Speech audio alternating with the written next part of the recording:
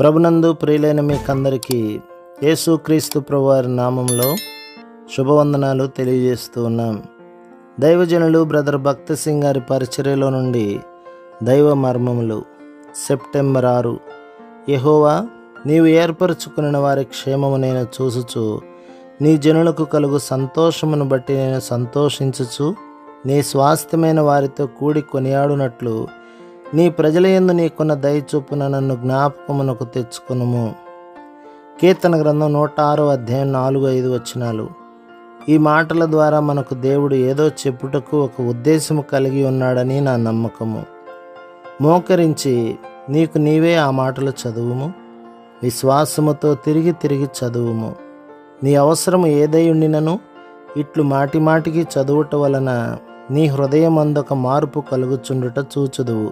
మనలోని ఆత్మీయ వాంఛను రేపుటకు ఎన్నో పరిస్థితులను సందర్భములను ప్రభువు వాడును.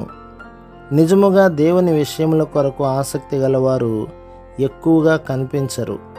చాలామంది ఏదైనా ఆపద, వ్యాధి, దరిద్రతలోనున్నప్పుడు మాత్రమే దేవుని గురించి తలంచుదురు. ఆయన సహవాసమును ఆశించి కాదు గాని ఏదో భూ సంబంధమైన అవసరతలు తీర్చబడుటకు మాత్రమే ఆయన యొద్దకు వెళ్ళుదురు. అనేకుల హృదయములలో నుండి ఆశలన్నీయు నిజమైన విలువలేని నశించిపోవు వాటి కొరకు మాత్రమే ఉండును.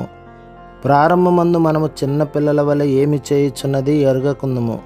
దేవుని సంబంధమైన విషయములను గ్రహించలేని వారు పై రూపమును చూసి మోసపోవుచుందురు.